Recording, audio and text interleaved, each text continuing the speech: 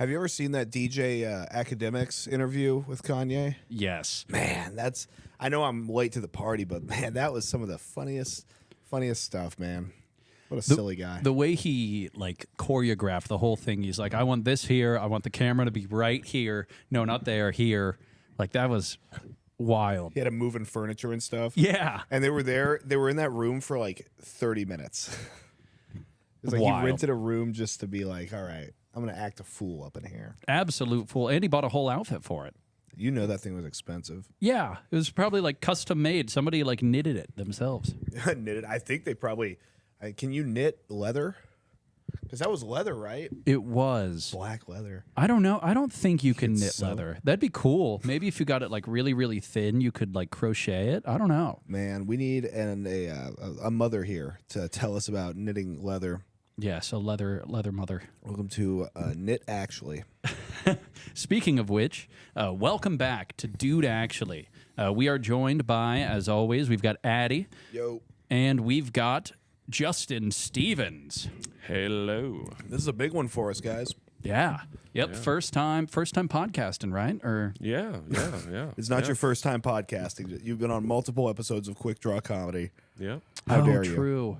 True. I guess like sit down, chitty chat type beat. This is his first time being allowed in your apartment. Yeah, man. Well, I'm glad you were able to make it. I know that a couple weeks ago you had a scheduling error, but that's okay because we all do things in life that we're not sure about. Yeah, I felt pretty bad for that one, but no, I'm glad I'm here. I'm glad we're doing this. Love what you're doing on this Dude Actually deal. Oh, both of you guys are doing great. I know you're like a subscriber, or you're a Patreon subscriber, aren't you? Yeah. Nice, dude. Hopefully my bank account sent some more dollars out to you because I know, money got a little tight there. Well, that's actually why we had season. you here. Yeah. We wanted to talk about that check that bounced. We need $3 from you. 37 cents, or we're repoing your car. When we're able to get people to pay to be on Dude Actually, I think that's when we know we have made it. Like a guest has to pay us to get on. There's people that ask me that all the time. They're like, "How much do you charge people to be on your podcast?" I'm like, "Man, $500." Yeah. How much will you pay me to be on my podcast? That's wild. I mean, very professional of them, but I never would have thought of that. Oh, they're never offering money. They just want to know how much the other suckers are paying, and I'm like, well, nothing. Is that a thing? There is. I mean, well, hell, Zack paid to do stand-up the first time, didn't he? Well, technically, yes. I never got paid for it. So, yeah. Good old Jimmy Jim. Old Jimmy Jim. Jim Shill. Yep. Man, he got put on. The way he started doing stand-up was with Reese, and this guy Jim, he started just like a comedian, snake oil salesman, but he like preys on these people that he's like, oh, you're really funny, you should do stand-up. And then he gets a bunch of people to come out and sell tickets to their stand-up, and then doesn't give them any money. So I guess money. It's a good business plan right there. Yeah, it's certainly it's not a long-term business plan. Yeah. But boy, do we hate him. Do I hate him? I don't want to speak on behalf of Zach. Yeah, it's just that maybe might be the same guy that Kendra was telling me about that was very rude to her and didn't pay her, and like I can't fathom waiting months to be paid for a show. Why don't you just get paid the night of? Mm-hmm. Right. Or I can understand like accounts payable, like a week for them to, I don't know, gather like whoever sponsored the show's money or however it works. But even then, like you got to be on schedule. But I started stand up I was my ex M. I told her, hey, I want to like get out of this job. I want to start doing creative things. Like I want to do radio and broadcasting. She's like, oh, well, I've got a friend, Jim, who does like that kind of thing. So she reached out, and then Jim said, well, I don't do that anymore, but is he interested in stand-up? Is he a stand-up comedian? And then I just said yes. So he booked me for the waiting room, and I had never done a single mic. So then the second mic I ever went to was, and the first time I actually really did comedy was Quick Draw. So that's kind of the origin of it all, and I've come back ever since. So are you still interested in doing broadcasting and stuff? Oh yeah, Yeah, you should. Yeah, you're coming up for the festival, right? yeah. Yeah, you should go talk to Pat Jansen. He teaches. I think he. Don't quote me on this, but I think he teaches broadcasting, and I know that's what he's trying to pivot into. He's doing more broadcasting. He does like sports, like he did the state basketball tournaments or something. I don't know what it was. But. Oh wow. Does he still do stand up? No. He's been wanting to get back into it, but he just doesn't have time. You know, you can see him on an episode of Kill Tony. Yeah. Did you ever see that one? It was like one No. of the. Not bad. Was he in the first 100 or was it? It was way back. It was Yeah. back when they were in the Comedy Store. Wow. Yeah, Pat Jansen, the guy who's running the festival this year. That's wild. What an interesting lore drop. That's the small world. Yeah. Yeah, we're getting to the point now to where we're not successful, but we know people that are like one level under successful. So we're getting there. Hey, that's pretty good. We're like That's pretty darn good. we're like 2 degrees of separation from successful. Yeah. Yeah. Pat always told me, like, you know, the circle of comedians. Like, when I got into it, I always thought, like, you know, being able to talk to a guy like Shane Gillis or something like that would be impossible, you know, like, or take years to facilitate. But Pat was like, no, this circle of comics is actually pretty small. Like, you know, knowing like one comic knows one other comic, you know, you'll know that within the median circle. So, and yeah, like, Well, I hate to break it to you. I don't know if we're gonna be meeting Shane Gillis anytime soon. Dude, someday I don't that'd think be cool. Well, 2 Yep, years. get him on. Yeah, get him on, dude. Actually, Oh man, he'll be like a movie star by then or something. He won't even be doing stand up. well, Chip Chantry, Chip Chantry. the judge for Heartland Comedy Cup this last April, I keep seeing him he on is my on the show recommended Tires films. with Shane Gillis. Oh, Yeah, he's cameoed in a few episodes, and he might Really? be in on the new season. Yep. Man, watch me just have to eat my words. No, you're right. Like, we're not gonna be having never Shane know. Gillis up in Zach's apartment anytime soon. I don't think. right. We just Shout cleaned out it. Shane Gillis. Correction, Zach just cleaned it. It smells so good in here. Yeah, it smells like Yankee Candle up in this bitch. There is a candle over there. So yeah, you called it. Smells like Confederate candle up in here. It's wild, dude. These blue chews. Or wait, high chews. Sorry. Dude, high that's chews. such a funny concept that you're just in the corner of the podcast, like chugging blue chews. Popping my blue chews, bro. Getting my regimen. Oh man, God, we are. I mean, so no, well, you don't have to if I'm you just don't want. taking a drink. Would you like a high chew? I'm good. Oh, okay, I see how it's gonna be. So, man, today was just a beautiful day. This may or may not be anything, but I'll tell you the clouds today. Omaha is a very weird kind of city, to where it always kind of seems like you're in a fishbowl. And today, as I was driving in, I saw the clouds had just settled to the west, and I mean, it looked like we had just a rolling mountain range around us, to where the texture of the trees and everything came through, and it was sort of that gray green color. Yeah, And it was just ominous. beautiful. It was feeling, ominous. yeah. It was downright creepy. There was a moment of ominousness. Ominousness. Ominity. I'm gonna have a stroke. I'll join ya. Actuality, yeah. But yeah, with the moment the sky turns that like green color, I looked outside and I was like, oh, it's coming. We got like 5 minutes. Like before the flying orangutans show up or something. Basically, I mean, I don't think I've ever told you this, but the reason I know like green sky really, really, really bad is at Boy Scout camp one year. The sky got super, super green after we just won an award for knot tying. And we went back, we were like on the way back to camp, and all of a sudden, like huge gusts of wind, like horrible rain, like trees were falling over. And in fact, when we got back to the camp, a tree from 40 feet up, like the 40-foot line and up of the tree, fell and landed on my dad. It landed on your dad? Yes. And how did your dad react to it? Well, apparently he was joking the whole time, but he just had a giant tree on top of him. It fell to where he was like sprawled out on the ground with a tree on top Yes. of him. Yes. It was wild, Like dude. a He scene in Family Guy. You know? Yeah, I mean a little bit. He apparently was joking and like his shoulder completely shattered. He's now got a titanium Oh, shoulder. dude, really? Yeah, his back was broken for a bit, but he can walk like now Why fine. have I never heard this? Yeah, I don't know, but That's crazy, dude. yeah, dude, I got really used to eating hospital cafeteria food for a while. How long did you spend in the hospital? He spent a while. Well, so how? Okay, I so, didn't, but I was there like visiting him almost every day. Well, so you were there enough to where eating hospital food was a big part of your childhood. It would seem. one of my favorite things to eat now because of it is baked Doritos. Baked Doritos. Yeah, they never have them anywhere, but like, holy, are they good? A good hospital cafeteria is nothing to shake a stick at, man. I remember we No. used to go to the hospital in the town we were working in back in Arkansas, and it was like the best restaurant there for the price point. They had quite a spread. That's impressive, Baked Doritos. That seems like something that would send you into the hospital. right? Well, it tasted like healing, but also a bit of cancer, so it kind of sent you both directions. Yeah, saline drip. Do you guys remember the Olean chips? Back in the day, they claimed to be like fat free or something, but everybody was just like shitting their pants after they eat them. That may have been before my time, if I'm honest.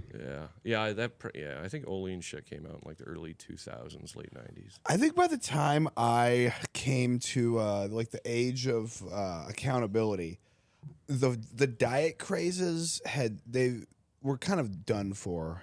I think I've always lived in like a post healthy world where they sort of gave up on pretending that anything was good for you.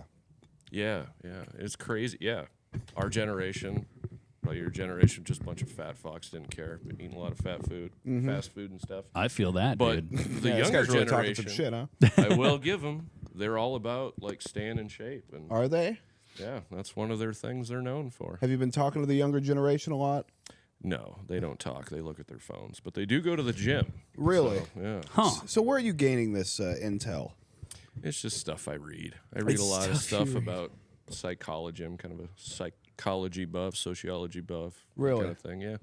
Well, Got you are- into it. Well, this is kind of depressing, but Well, got most of it is. Keep going. got into it when my son, when I got emergency custody of my son. He was going through some traumatic stuff, and I had no idea how to be a full-time dad. Had no idea how to parent a child that's went through a bunch of traumatic stuff, and so I kind of deep dive. That's kind of my MO is, I dive into shit pretty deep. So went down the little rabbit hole and just I like learning about it.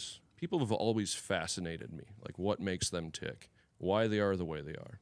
Yeah, you definitely fascinate me. I'll sit there and I'll watch you sometime, and I'll say, "What's he doing? Yeah. How is he? Is it what's like a this thing?" Paul Lombardo fascination? Like, No, 'cause Paul- that guy, I can't get a beat on him, dude.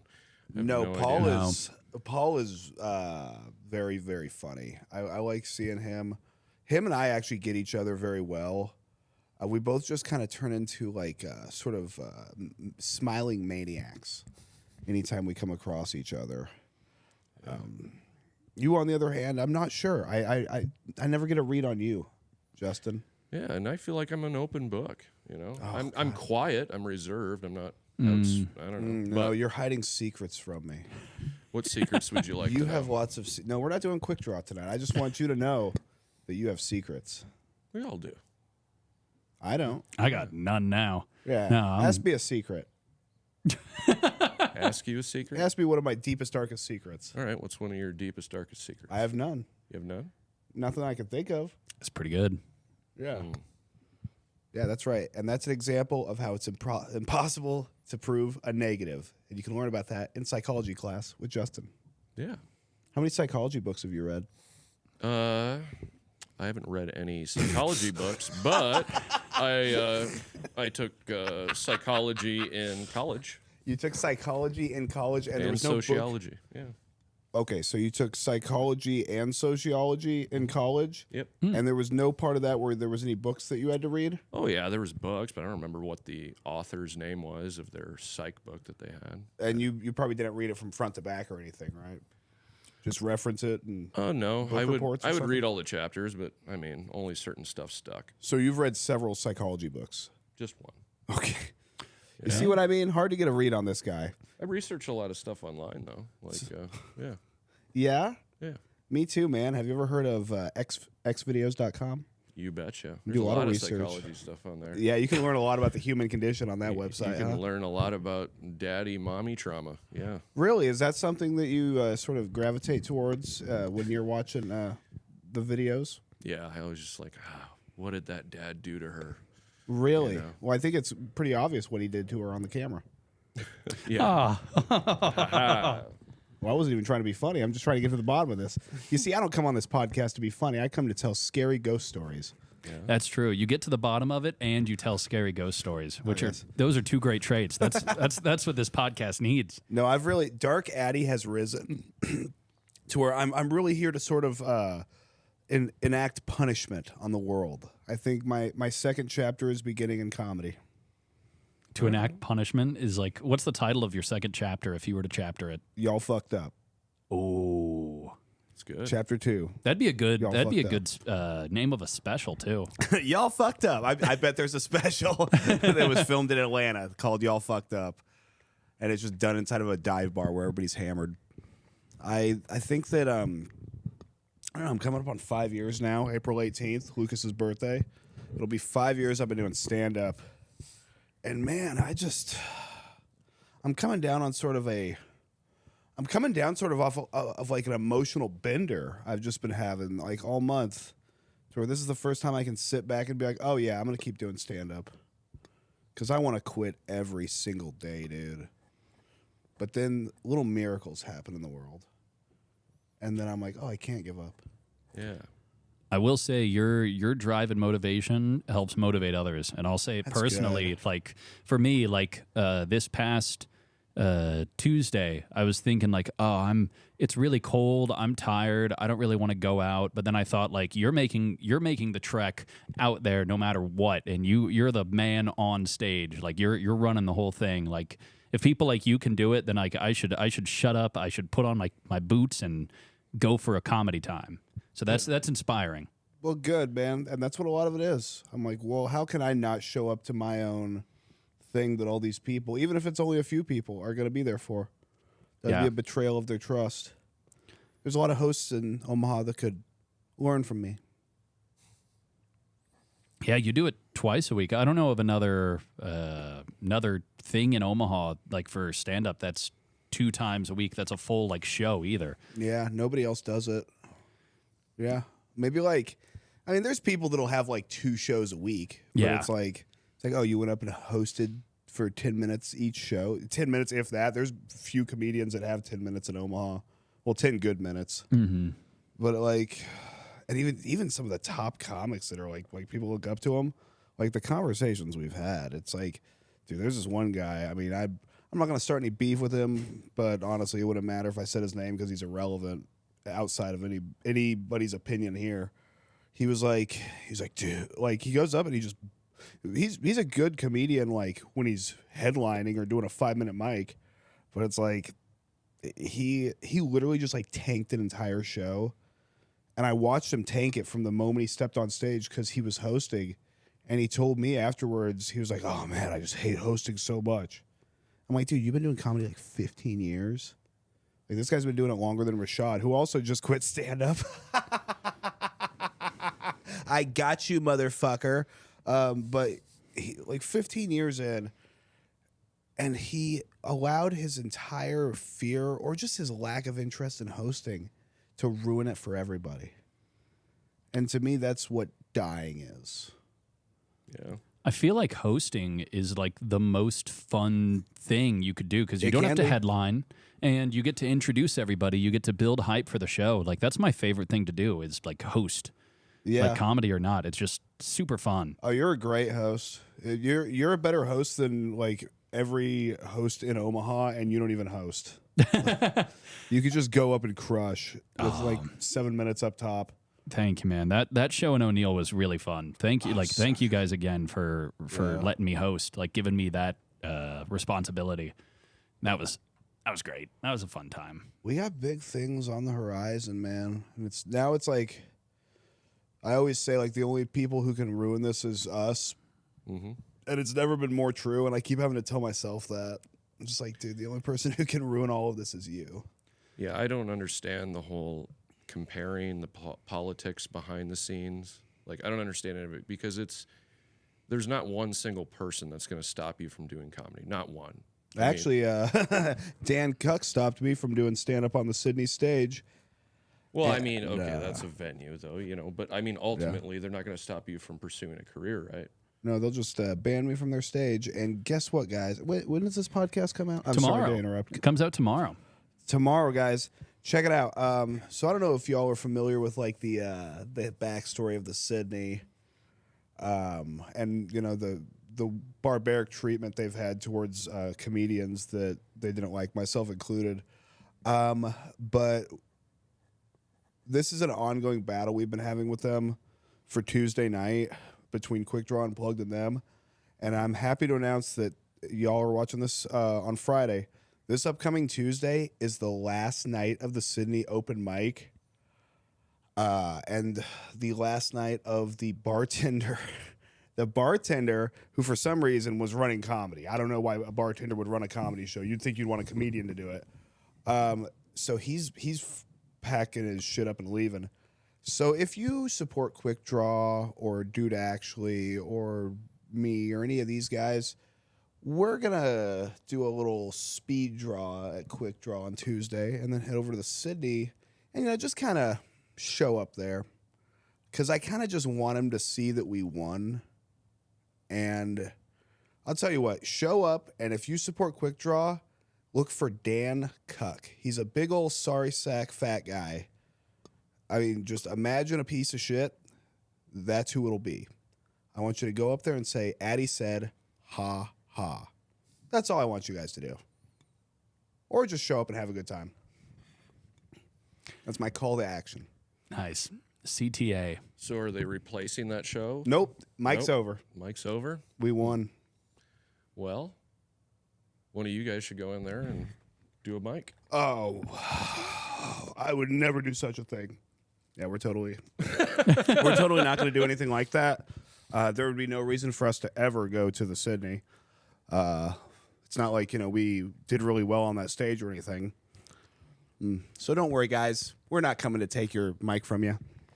The one time I went to the Sydney, it was after a Quick Draw, and I think you and I went, or maybe it was Lucas and I, but it was something. It was like a year and a half ago, probably. Yeah, that's about how long I've been banned from there.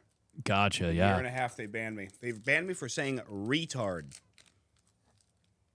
A full perma-ban for In case you that. didn't hear that was retard with an R. Yeah, at least if they're going to have that as a policy, there should at least be a warning, or they should talk to you about hey, this is how it is. You can't say these things, and then you'd have the choice to be I'm going up or not. But for them to permanently ban you after, I think is really nearsighted and not fair to somebody who didn't know any better. It's because in Omaha, people like to watch other people suffer. And when they see somebody, I mean, I suffer too. Sorry. Chewing on this blue chew. Getting ready to leave this podcast rock hard. Yeah, I bet to make it a whole new type of content. But I think a lot of people, I don't know, when they see somebody who, I don't know, they can't control, I think it scares them. I don't know. Yeah, I agree with that a little bit. I mean, people would rather see, Kill Tony, for instance. A lot of people watch it just to watch the comedians bomb and eat shit on stage. Oh, yeah, I do. Yeah. No, I've kind of, I hate to be a hater, man. That's the thing. You guys are so young in comedy. I don't want to and I'm only 5 years in, but boy, it's been a long 5 years. I don't want to stain how you guys see comedy, but we kind of see it differently. Just What do you mean? I actively root for the downfall of the show Kill Tony. I think Tony Hinchcliffe is a reprehensible tyrant and has lost his way and never really was good to begin with. And I used to be a big fan. That's the thing. When I was a year or two, and I was like, oh, dude, I want to get on Kill Tony. It's I've seen people go up there that are funnier than me go on Kill Tony, and he's like, all right. It's like, okay. And now what? Like, I guess I'll go fly back to Omaha, Nebraska. Like, it's like, what all is it for? Yeah. Yeah, they were, when I first told my friends I was going to start doing stand-up, they were like, you should go down to Austin and try to kill Tony. I'm like, what are you talking about? I haven't even got on stage yet. I don't even have a joke. You just gotta roll right in and shake Mr. Hinchcliffe's hand. Yeah, and I was like, that just, that's a one-off. Like, anybody can go up and do 1 minute. Anybody can have a lucky night and do 1 minute. Oh, any fool can kill for 5 minutes. We see it happen all the time at other mics, where somebody goes up and they just crush because they've got just these series of factors, and that's why it's like it's such a difficult. It's a very easy barrier to entry into stand up, and it's why it takes 20 years to ever make any success in it, because literally every person that stands in your way, you must trample. Not even that you have to trample them. It's just they're going to get in your way, and you have to be like, all right, you're next. What about not even just acknowledging them? Keep doing stand-up. I'll find out, I guess. You'll find out, buddy. Trust me. Yeah. Or maybe it'll all work out for you. I don't know.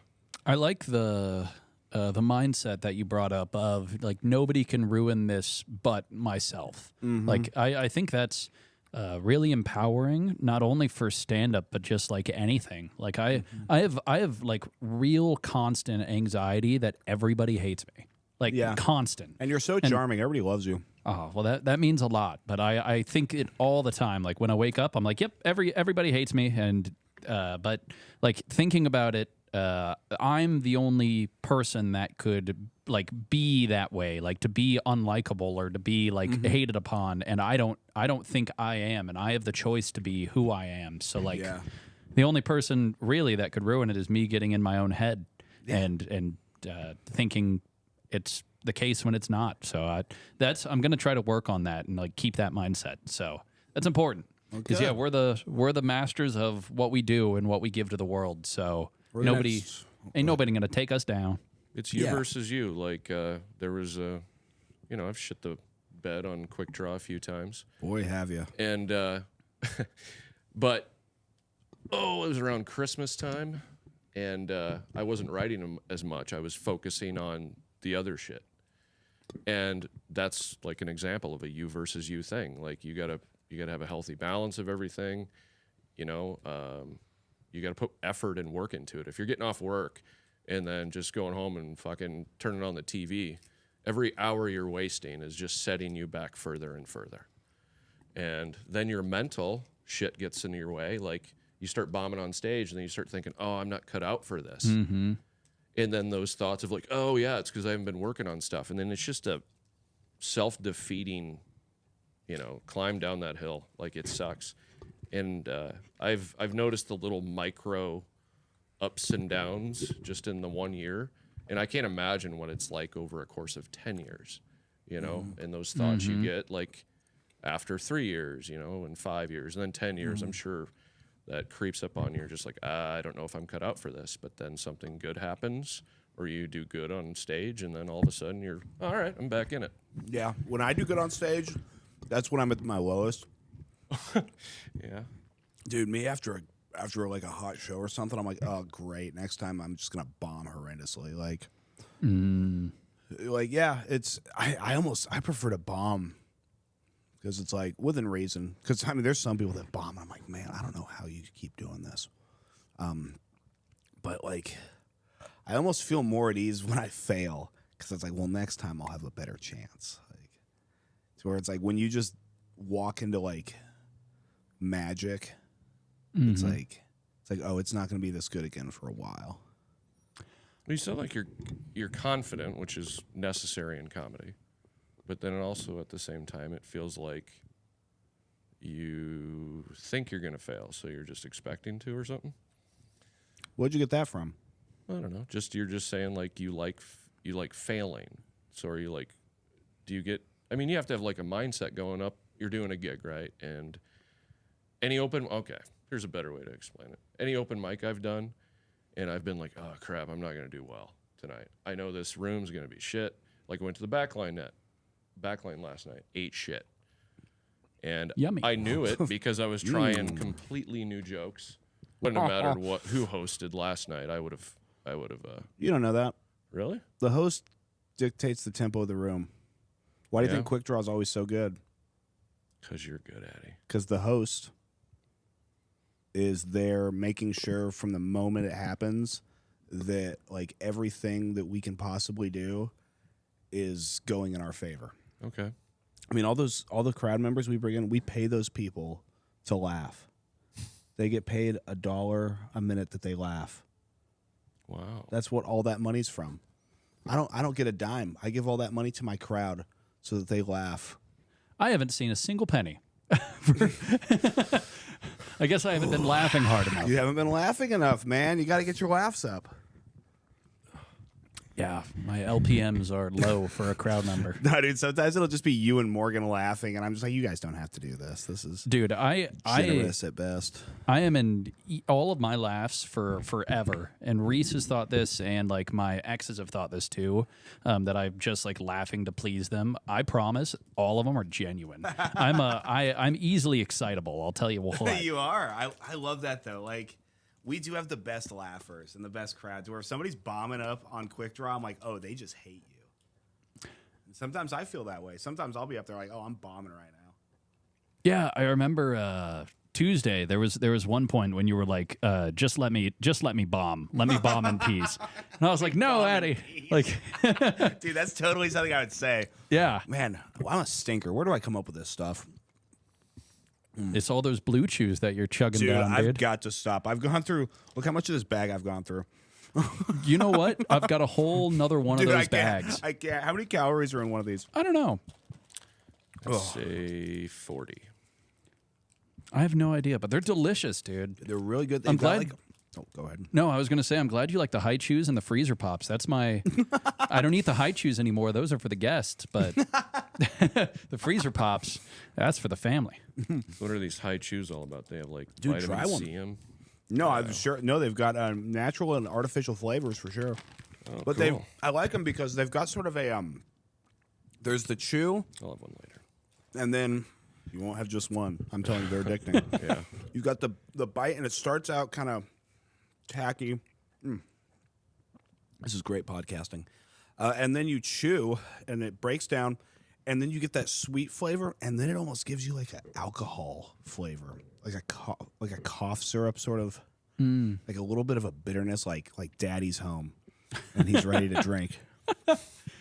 Wow, you High Chew sponsor us for that ad read right there. That's probably the best ad you're gonna get for High Chew, guys. And I will say, I remember when I first touted the High Chews on the podcast and my plans for using the High Chews, people thought I was crazy. But nope, High Chews are the way. They're the move. not bad. If we were to put these in our pockets and have them a little warm, I mean, that could change the game. Oh, a cold chew would break your teeth, but cold a chew. warm chew, A frozen High Chew, that's plutonium right there. that is, yeah, you'd go crazy. That's Imagine, suspended uranium. I was gonna say a frozen blue chew, but I guess it would be the same thing. It'd break your teeth. An ice chew. Ice Did chew. we already say that? I don't think so. No, not an ice chew. Man, We said cold chew, but cold chew. Cold chew. dude, or like blue chew soup. Like you make a miso soup and you drop a few blue chews and it dissolves. That could be really kind of funny to do at Quick Draw sometime. Bring Just- in like a stew. A blue stew. Dude. What about dropping a few in and like some blue Malibu mixed cocktail drinks or something? That could work too. Blood would be flowing to all the heads then. Yeah, you bet. Yeah, Or the dude. alcohol. Yeah. I'm bombing. No, so I think that would be a lot of fun. Have you ever been drunk before? A lot, yeah. A lot, huh? Yeah. Really? Yeah. When did you quit drinking? I was 32, so it was like 2016. Wow. Yeah, I don't That's really count the impressive, days. man. I hit rock bottom, and then it was just like, I'm done. What was your rock bottom? Just drinking daily, drinking to cope and shit like that with stuff. You're keeping secrets from me. No, I'm not. Your rock bottom was drinking daily. I've been drinking daily since I was 18. Well, I lost a few jobs, some good jobs. I used to work for the railroad as a conductor. I Oh, lost my Union Oh, job. a Pacific? conductor. Canadian Pacific. Canadian. Wait, you were working in Canada? No, up in Des Moines, it was. Yeah, they changed the name over to Canadian Pacific. It used to be DMNE Railroad. But yeah, I was making a shit ton of money. Would have had a fat ass retirement. Could you ever Nice go house. back? Yeah, I'm sure I could reapply, but You should. but no. We could do a rail car show. Yeah, that's All the aboard. All aboard the laugh train. That's the thing is when I got on with Canadian Pacific, why a lot of people don't last in the railroad is because all of the new guys are I worked 7 days a week. I worked like an entire year straight, like with 6 hours of sleep in between shifts. I'm not kidding. Like I slept on the train a lot.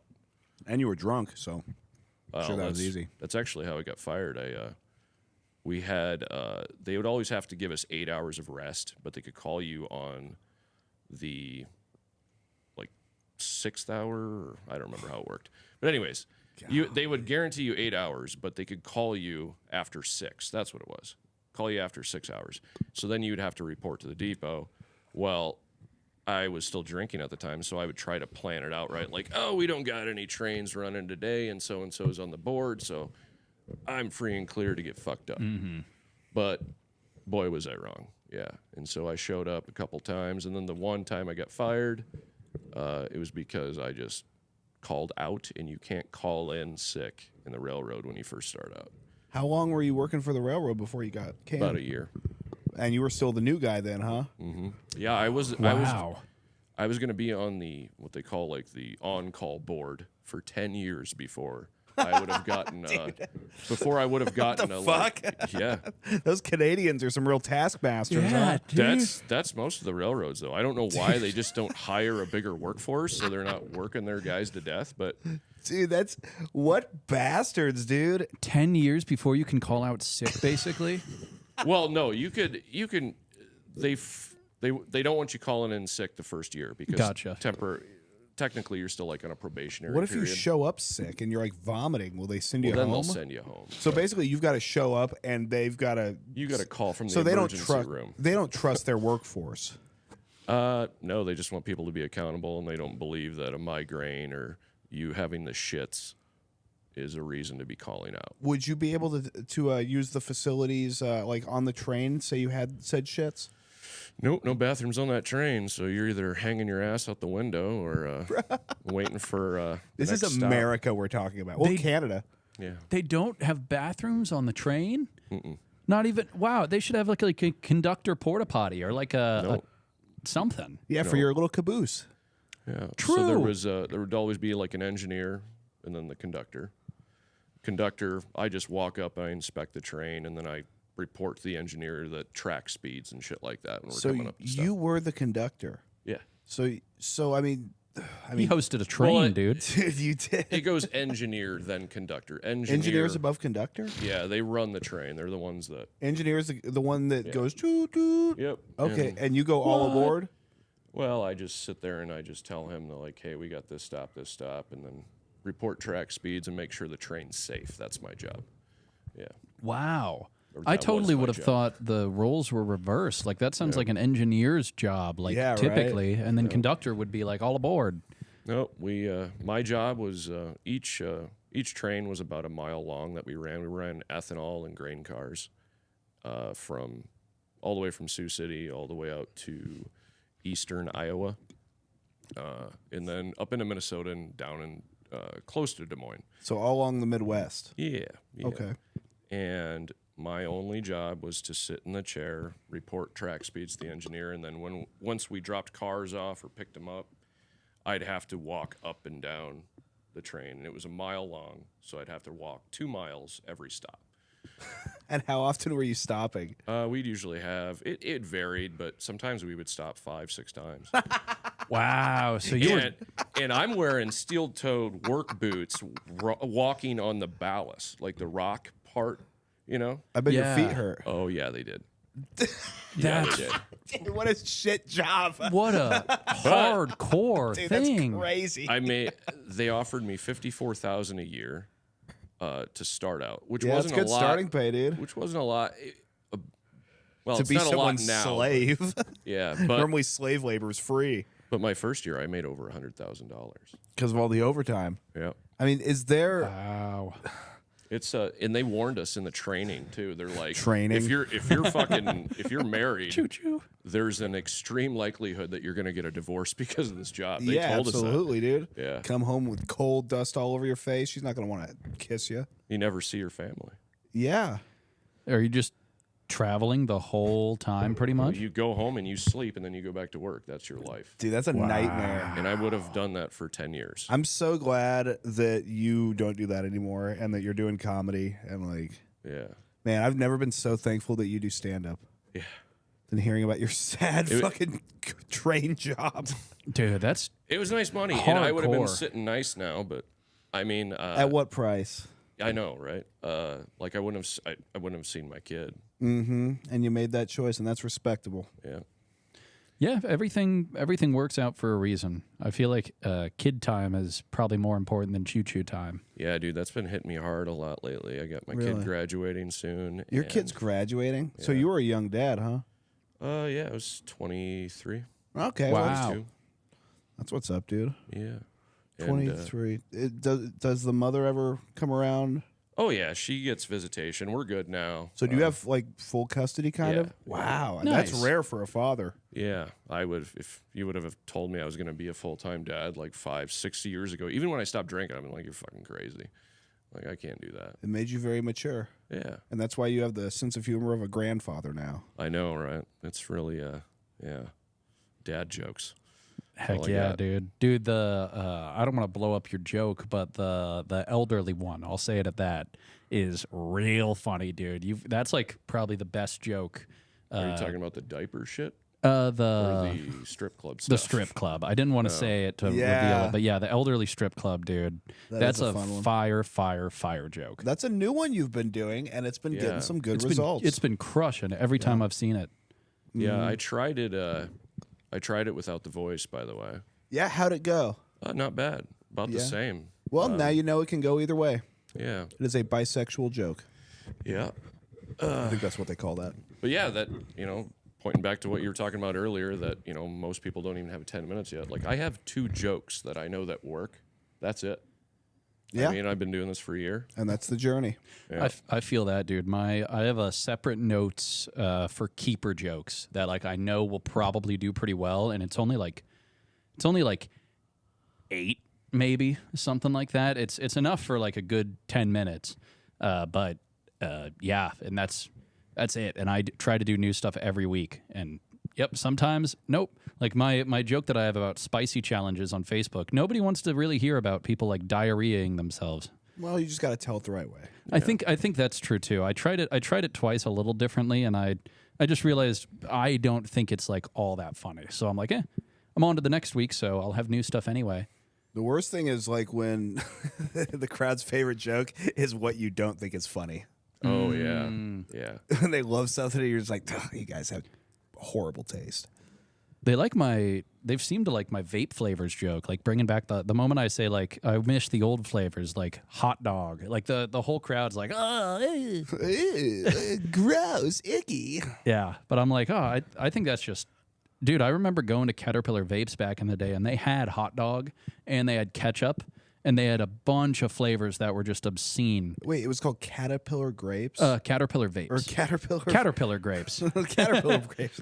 That was one of their flavors. The joke you did about going to the doctor for blood pressure meds or something like that. You did it a while back. It was at Quick Draw. Gotcha. I Okay. like that one. I remember that one. I don't remember the entirety of the joke, but I remember it was about blood pressure, and I was like, yeah, that's relatable because I just got on blood pressure meds not too long ago. Before Really? You. Yeah. You were being too high strung. What happened?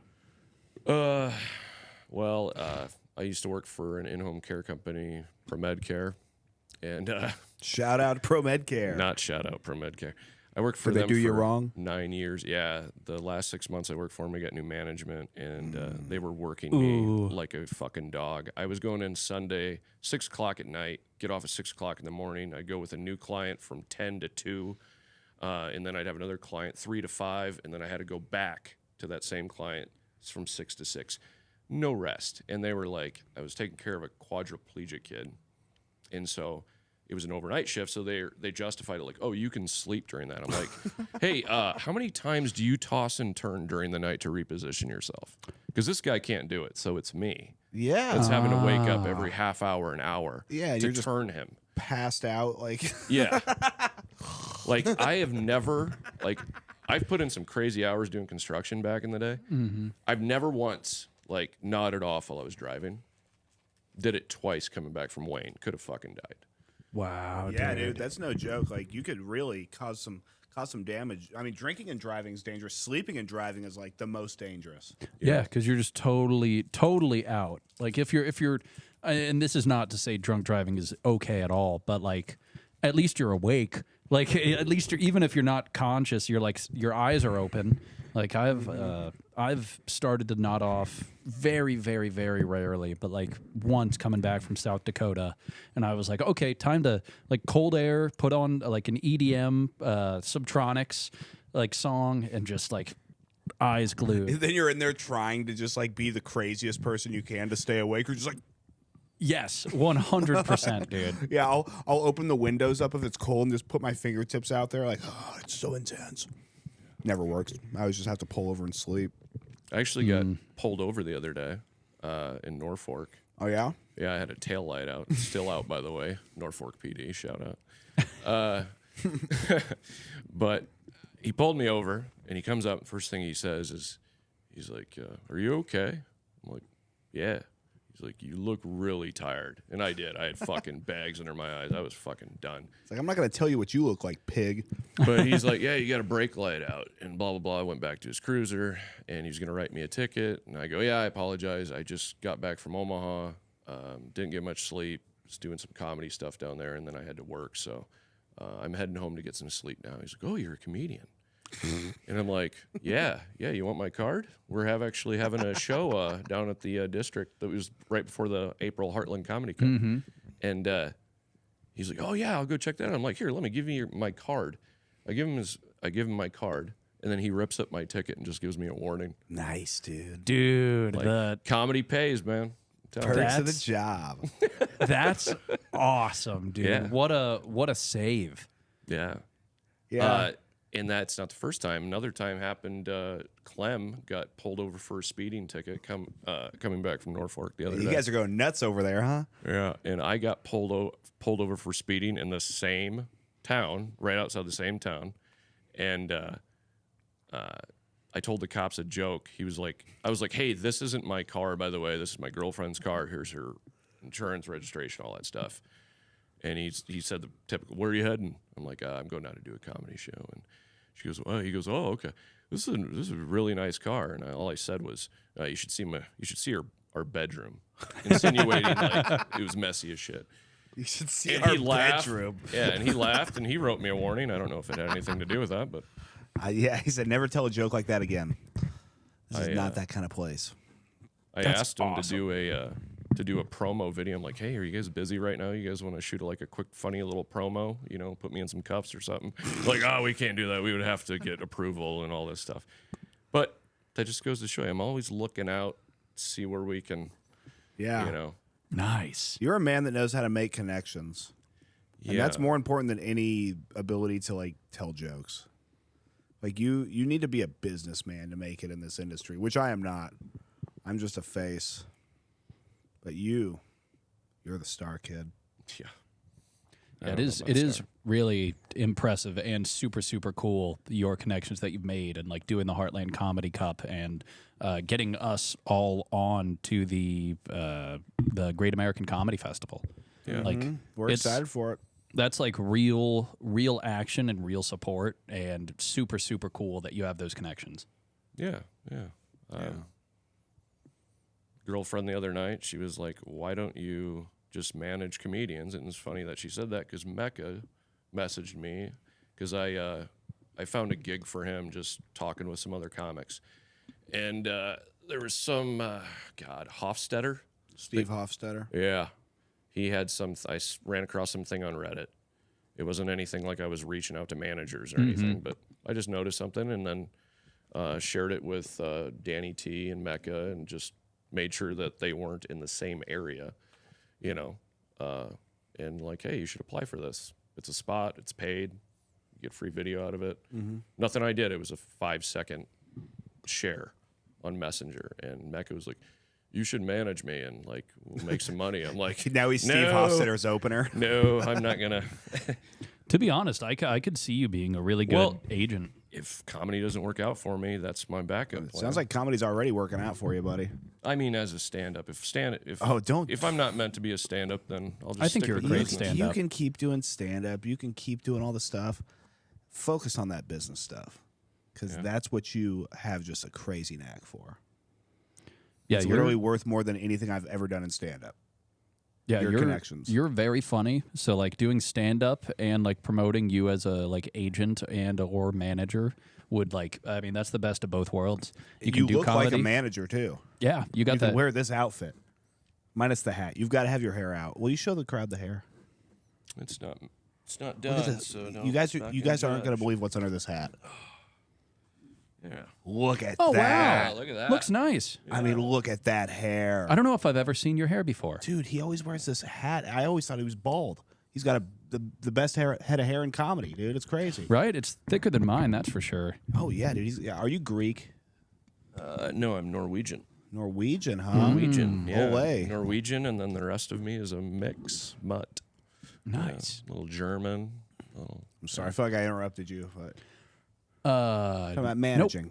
No, that I was pretty much done. Yeah, no, that's you'd be great at it, and if that's something you ever want to pursue, pretty much everybody's. I mean, maybe not looking for a manager, but I'd be like one of the people that'd be like, hey, I would definitely pay for like somebody to have that connection, have that help where like I don't have it. if I ever did that, though, I'd want to be 100% invested in it, and I just couldn't do that right now. Gotcha. You know? You've got your son that's graduating, and Yeah, I got my son, and then trying to do stand-up, like writing and doing the business side. Like I'm basically splitting. but you could just be like a piece of shit that goes on stage and just brags about like all the watches you bought off of the comedians that you manage. Like that could be your whole act. Yeah. You should just go up there and just Be a nice guy off stage would just be a pretentious asshole on That's stage. what I do. I mean, That's just a funny character. Just go up there and be the meanest person possible up there. Yeah. See how it works out for you. You might like it. You might get addicted. Yeah, Addy's got one of the biggest hearts of anybody that I know, but he is a savage. Like Shut up. you are a savage, dude. When the lights hit you, you go fucking hard in the paint. I go insane. I see the lights, and it's like that movie Primate, but instead of water, it's a canned lighting. Have you seen that movie yet? I watched it last night. Dude, I was about to, but then I realized you had to pay for it. Well, you got to have Paramount Plus. Paramount Plus. Oh, I was on Prime, so I might I mean, be maybe watching. there too. I'm sure it's on several things. I'll tell you, I watched it. It wasn't. It's what you think it's going to be. You know, I wouldn't say it's any worse or any better than what you think it's going to be. Planet of the Apes on acid or something. It's Planet of the Apes on PCP, really. Oh yeah. Yeah, I mean it's got some real good practical effects. There's some CGI in there that doesn't hold up super well, and it's not in places you would think it would be. Like I don't know if this monkey is like, I guarantee they didn't use a real chimp, but it almost looks like they've got like a guy in a mask, but like it's built well, like it's because the mask doesn't look like CGI. Huh. It's very, and there's a lot of real close stuff on it to where it's like, I'd say give it a watch. Yeah. I've never heard of this movie. Is it new? It's pretty new. I mean, it came out probably this year. Yeah. To me, a new movie came out in 2000. Dude, I'm the Going same forward. way. I'm my bucket list or like my list of like being caught up on like pop culture for movies. I didn't watch like Kill Bill or Pulp Fiction until I was like 24. Yeah, when you were allowed to, huh? Well, Old that I enough just to watch stuff like that. I just never there. It was the same thing with like songs, and I never really got out much as a kid. Like until I was like 12, I had never listened to rap at all, and many things. What were you listening to as a kid? Weird Al Yankovic and the musical Rent. Yeah, I was just listening to Gay AIDS, Dude, you were just listening to whatever was in the hospital. dude. Basically, yeah, Father? yeah, wild, but yeah, Primate. I'll have to check it out. pretty cool. I need to get Paramount Plus for South Park too. So. Oh, yeah. Paramount's a good app to have. We're not sponsored by them in any way, but that's okay. I'll say, Paramount, get yourself a girlfriend that has Paramount. Sounds good. That would be awesome. I'd love to not. Em had all the streaming services. Did she? And I was like, I still use her Netflix. Do you really? Yeah. Nice. Yep, it's still signed in on my phone for some reason. But so that's how I watched like Matt McCusker's new special, Mark Norman's new special, like all those. It's pretty much like Netflix is just my like watching for specials, like That's comedy good. specials. Yeah, there's so many of them out now on the Netflix. And are any of them good? Mark Norman's very much so. That was the most recent one. Yeah, like, was I it think good? like last month, super good. And then Matt McCusker is phenomenal. I love Matt. I like him like as a person and as a stand-up too. I've seen his first special. I think it's his first special on YouTube. Yeah, I was listening to that just like eating dinner and like laughing, which is hard. I mean, I've seen so much stand-up that it's like hard to make me like laugh genuinely anymore. I'm so fucking bitter and jaded, dude. You have no idea. I rarely laugh when I watch stand up, even at home. Yeah. Like I rarely laugh. I'm just like staring at it, studying it, that kind of thing. I can tell I've got I told a good one when Justin goes, Yeah. nice. I'll look out for No, that when I'm up. I'll laugh if it's something that surprises me, but I think it's hard. I think it's hard to surprise us as comics because that's what we kind of do. You know, you so kind much of it. You know what they're going to say before they say it. Yeah. If you're studying it, you see the trends and the paths. That's why I like Jesselnick so much. When you showed me Shakespeare, that special, I watched his not new, but Caligula. I watched that a couple weeks ago. I meant to tell you that I did, and it was phenomenal. Yeah, but dude. his subversion, it's like where I think it's going, not at all where it ends up, and it's like brilliantly written. Yeah, I'd say like Shakespeare and Caligula were his two best albums. Just in my personal opinion, it was that typical hipster thing of, well, it's before he made it big. Like when he's working a club of 50 people and he's just crushing them. But Yeah, impressive. Yeah, very funny, and it's so funny. The reason I showed him that is because there's like wokesters now that will like reference Anthony Jeselnik as being like, well, he said this about using certain language in comedy. I'm like, let me show you what he was saying in 2009. Yeah, And back when you could, it was the Attitude era, right? well, there is a lot of attitude. It's very sassy. Wow, those clouds are moving You know, fast. Coming in. Those are super fast. It's like layers of clouds. Yeah. happening, You guys are probably gonna think I'm a dipshit, not really into comedy, but Sam Morril, you guys, oh my god, I watched him for the first time just like a month ago, and holy shit, is his writing just like it's amazing. I think he's one of the best writers. I feel like I've heard that from another person that went to his show at the Funny Bone.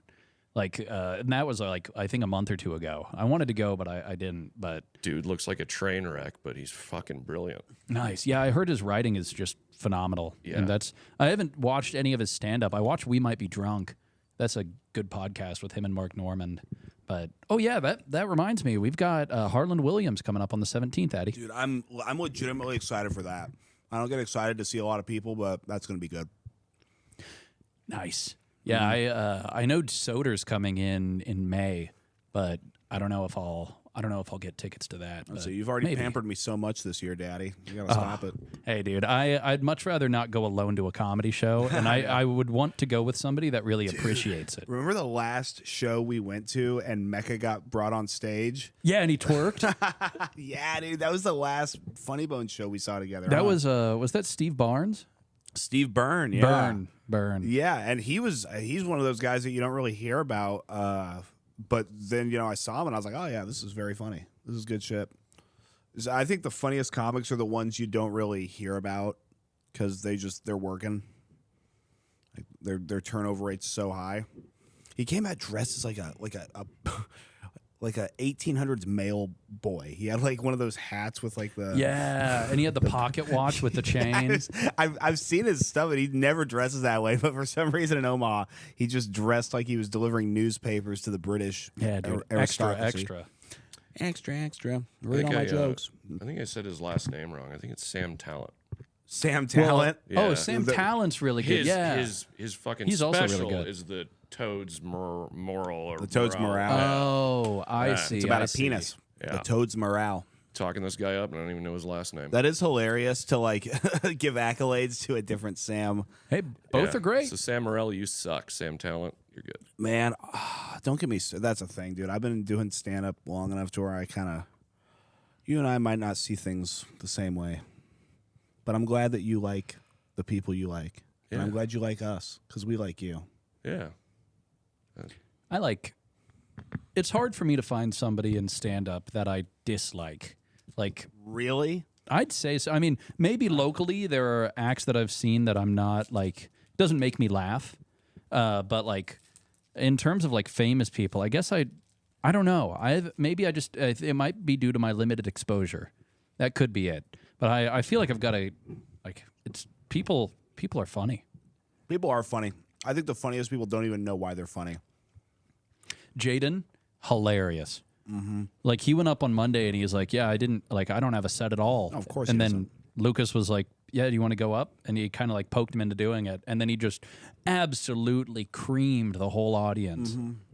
He's one of those to where if he ever, like, there was a time to where I was like, "Oh man, like he makes me want to be better," but then you just see the burnout that like people. Not a lot of people can do this long term and like hold it together. Yeah. Yeah, it's affects hard. you. It's not easy. Yeah. It's a full-time job and a half, really. Mm-hmm. I mean, back to the movies thing. I don't think I've watched an entire movie from beginning to end since I've been doing stand-up. That's because you've been too busy jerking off in the shower. Yeah. Little slut. Got to multitask, make things happen. Yeah, Jaden. Wow, he's back? No, he just came by real quick and had an appearance. That night was crazy because we had Jaden come back. We had another guy who I don't think any of you guys have ever heard of, but I used to see him a lot around town. William Allen Watts II. He used to run a show called Comedy Wars. Huh. And yeah, it was called Comedy Wars, and that was a really good backline show. The turnover rate is so high in this business that, I mean, you just see so many come and go. To where, yeah, like seeing him and then seeing Jaden on the same night, it was like something was in the air. Mm-hmm. Yeah, no, Jaden was like, yeah, I've just been going to school, like focusing on that. I'm glad he looked better. Yeah, he said he lost 20 pounds. I believe it, dude. So that's great. He's still thicker than hell, though. Thick as hell, dude. Dude, that dude is ass. all ass. It's all ass. His ass goes like halfway up his back. It's like, so big. It's like his legs stop pretty high, and then his ass just is like a third of his body, and then he's got a tiny like torso. Yeah, I remember making this joke on stage once, like a year ago, but I said, like, Jaden, like, if he were to fall off of a tree, like 50 feet up, he would just bounce off of his ass and be totally fine. Like, he literally could use that as a cushion from any fall. Yeah, absolutely. He's stocky, and I mean, he's been on Quick Draw, he's been on Quick Draw. He's been on Dude Actually, right? Yeah. Yeah. Watch that episode. It was fun. He talks about was, all kinds of wild stuff. Yeah, it was the first episode I watched, dude, actually. Was Oh, one really? of Jaden Nice. Warner. Yeah. Yeah, I seen Jaden crush one night at the Dubliner on one of Lucas's shows. And I'll be honest, I didn't see the appeal for the longest time. That's my favorite. But I did tell him he had a really good set that night, and he did. He was doing some crowd work and really, yeah, he made me laugh. Yeah. But I think, and this is just my opinion, I think people put him up on a pedestal too quickly, and I think that's like the worst thing you can do for a new comic. That's my opinion. I don't know. Maybe. I think you got something there. I think it affects people, especially if they're like seeking some type of validation. Yeah, which I believe most of us are. Like, when me and Clem did this FFA gig up in Windside, there's 300 people there. You would have thought I'd been nervous as shit. But I'm more nervous, on Quick Draw in front of you guys and doing stuff at the Dubliner than I am doing a room full of 300 people. Because, your feedback matters more to me than just some audience member that doesn't know a lot about comedy. Right, a bunch of does that make randos. sense? Oh, that makes total Yeah. sense. Yeah, I feel much more like pressure in a good way to like come up with new stuff and tell new jokes and like write better when it's like just the other comics and Morgan and like you and people there. I'm like, yes, I can make these guys laugh, which is way tougher to do than a bunch of randos. Yeah, it's not the glamorous side of comedy at Quick Draw. It's very much like the technical grind of like what makes you better, not only as a comedian but as a person. Well, you get comedy skills, but you also get interview skills, like real You learn interview, everything. like on the spot. And I learn And- every time we're there. A chance at redemption. Chance at redemption. You might have goofed up the first set, but that's so nice too. Like if you bad first set, well, I got the second one, or like bad 2 sets, well, I got the interview. Like It can happen. Yeah, Quick Draw has made me a better comic. I know that. It's made me get a thicker skin. I don't. You don't- take criticism well. Yeah. Well, no. I mean, that's what it is. Yeah, absolutely. If I was just crushing every night, I would plateau and not be a good comic. But you're right. Like you got to bomb. You learn more from eating shit, yeah, you do. and it's nice. It's nice having the comedians like you and everybody else has been doing this for a while, because you always want to learn from somebody that's like a level above you. In my, that's how I feel. Oh, you're right. Yeah, or maybe 2 levels, 1 or 2. Oh, you stop that. And but yeah, if you went and asked like Jerry Seinfeld, like, hey, help me with my comedy, be like, I don't know what the fuck you're talking about. I haven't been in your position in like 30 years.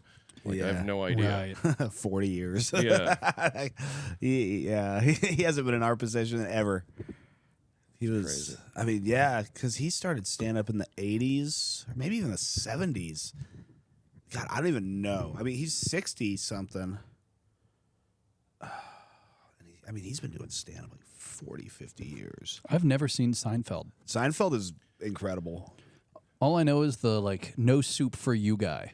Oh, that's, Soup Nazi. Yeah, that's literally the only thing I saw, and that was like 10 on the internet when I saw it. That's like that's one of the things that people reference a lot. For some reason, it got like culturally relevant. That's like not even one of the top 100 funniest things in Seinfeld. Like, Is it just a sitcom or just kind a of sitcom. It's just Gotcha. like, it's kind of a sitcom. I mean, did Cheers come before Seinfeld? I believe so, but I'm not. I know Cheers Seinfeld is started old. in '89. Gotcha. Yeah, I think Cheers happened before that. So there was yeah. Cheers. There was like All in the Family. That was like what, the 70s? I don't know about All in the Family. Yeah, I don't know. Well, yeah. So like, I don't know. It's kind of like the template of the modern sitcom, and it's like It's like the real world except acting. In a lot it of is. It's like the real world, but it's a sitcom, and it's like a Okay. live studio audience. Like people always talk about like sitcoms, like that's a laugh track. It's like no, that is a live studio audience in there. I like that way better than a laugh track, dude. Well, yeah, a laugh track's corny and sounds weird, especially if you listen to laughter every night. Like you can tell what is fake. Right. Like I liked Malcolm in the Middle a lot because there was no track. There was no laugh track. And I mean, it was shot in a different way, but like same sitcom type story. But that was great. I liked Fresh Prince a lot growing up. Fresh I liked Prince, George Lopez. Those I grew up on. Yeah, man. I'd say Seinfeld is better than all of them. Wow. Fresh Prince is good. But yeah, like Seinfeld, you should definitely watch that. I never got into Seinfeld, and I feel like Seinfeld is one of those where you either love it and you're really into it, or you hate it. Yeah, you either like don't like it at all or you think it's like the greatest. Yeah, Really? Yeah, it's one of those.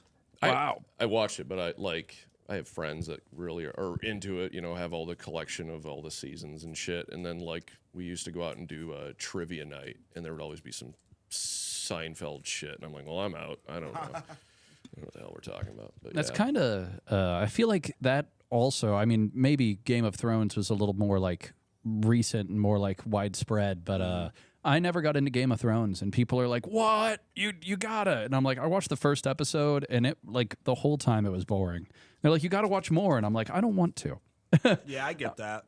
I probably would like it, maybe, but like, It's just Yeah. It didn't strike me when shows strike me in the first episode I watch. I'm like, ooh. Yeah, you've got to be like pulled in from the beginning. Mm-hmm. Yeah, the first episode of Game of Thrones is very, very boring. Yeah.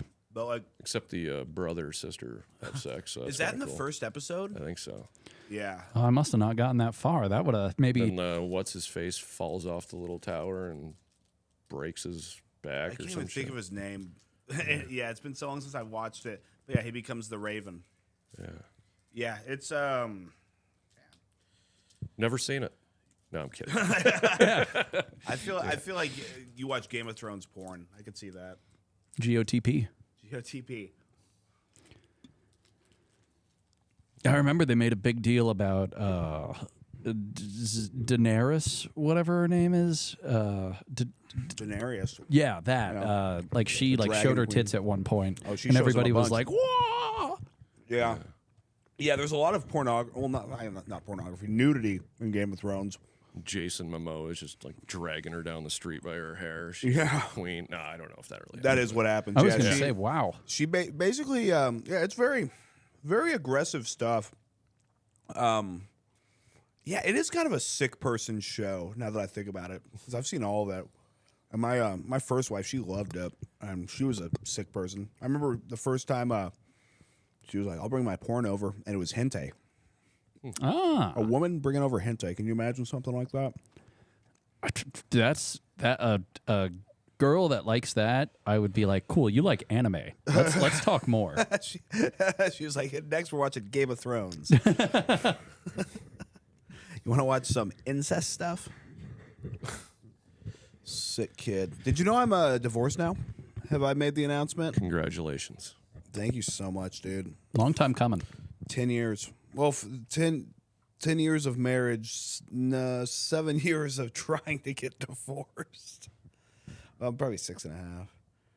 But yeah, man, it's crazy the level of like, it's so cheap and easy to get married.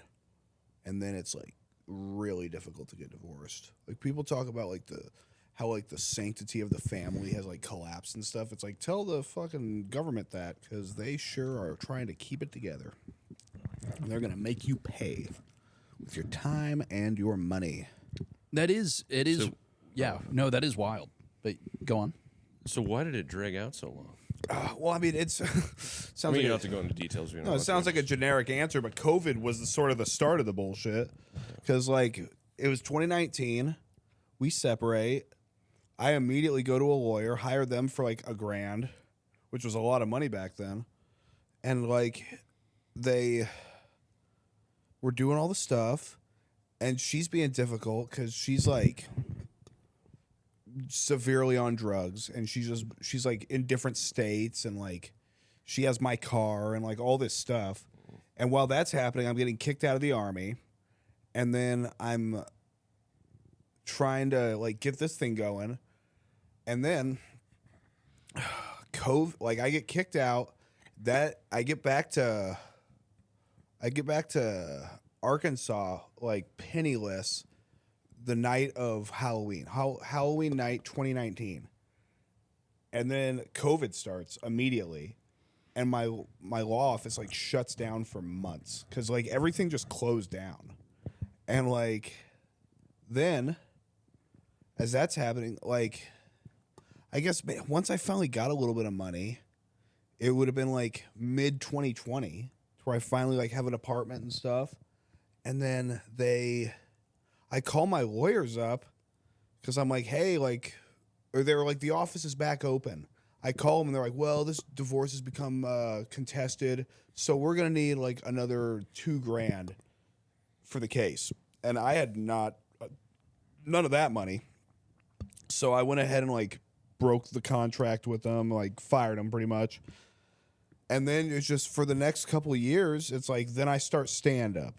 Then I'm like, then I don't even have a car yet. Then I have to get a car. It's like all these things to where it's like finally in September of 2025, I like had enough money to where I was able to at least like entertain the idea of talking to the lawyers.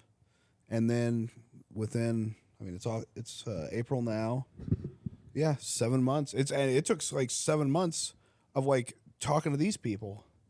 and then they need like $1,500 up front, and then another $1,500 in another 30 days. So it's like I'm having to stack money while I'm moving, and I've got like this elderly person I'm just moving along with me that does nothing at all, and it's like, yeah, basically. And then she's not paying for a single bit of it.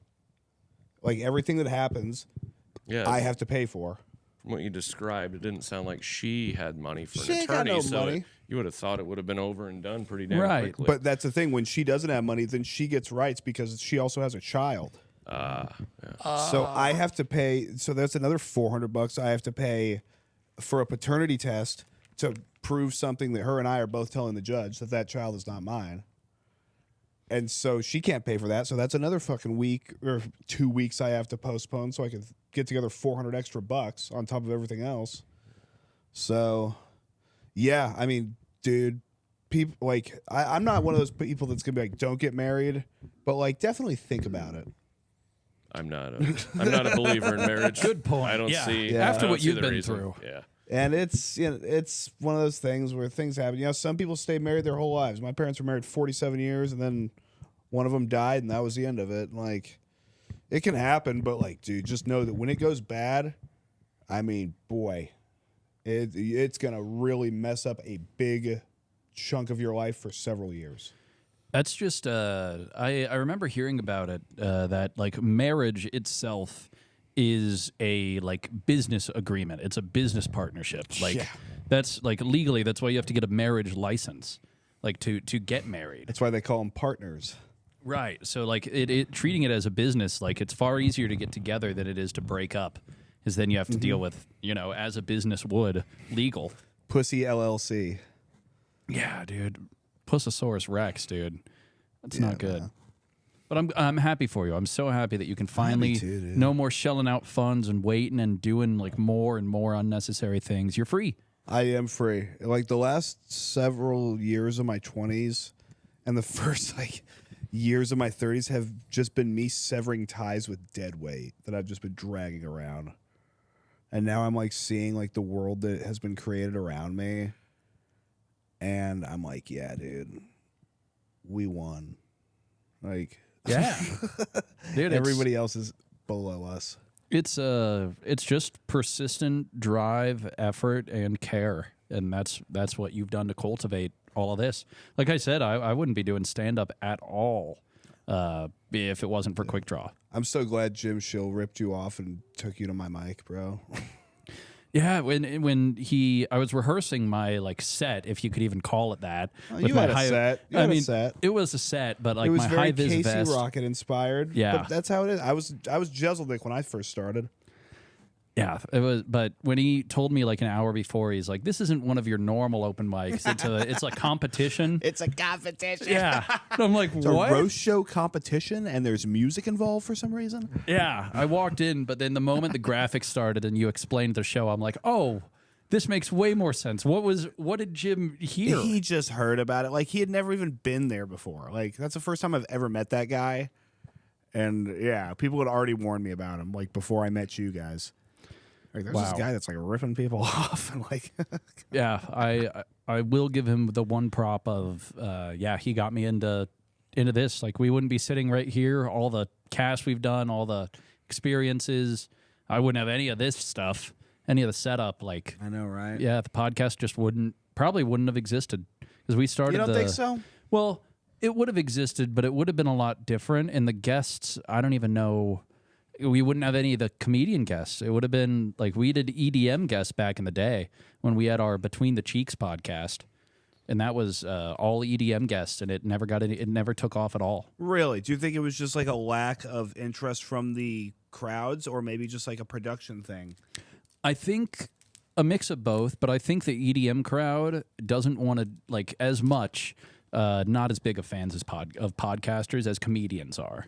Because like Interesting. you hear somebody's voice as a comedic audience member, and you're like, yeah, I'm cool with hearing somebody talk for a long period of time. But EDM fans typically like the music a lot. So This guy hasn't said wah wah wah one yeah, time. like I no womps on this podcast. There's no womps. Yeah, We do have that soundboard now. that's true. Yeah, we do. I haven't touched it for fear of it just being egregious. When Reese was going so ham on it the Dude, you were first losing time, your mind, bro. I was like, please. Stop, Like this is a circus for the audience. dude. Yeah, it is a circus, and we're the monkeys. Or wait, I don't know. Yeah, we're yeah, the dude. monkeys. Primate. I'll check that Right, dude. movie out. Getting all kinds of shouts out tonight.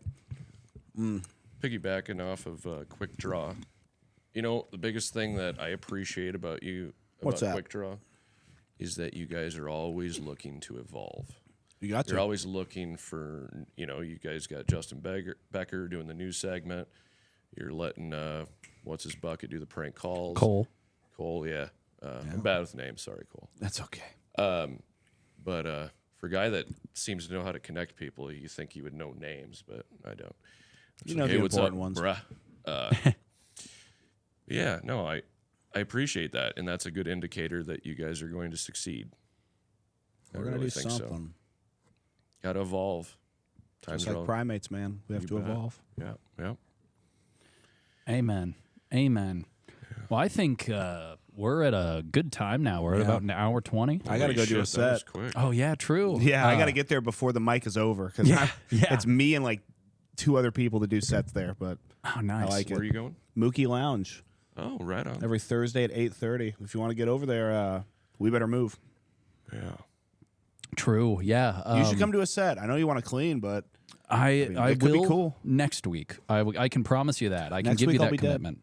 Well, we got Stephanie Hunt, or not Stephanie. We got Stephanie Love on. So that's right. We have Stuff They Love yeah, stuff they love. on Dude Actually next. I was trying to Thursday. think of that what your series said, and I was like, Stuff They Love, dude. I said it. Yeah, I said it in my phone because I was talking to Clem about something.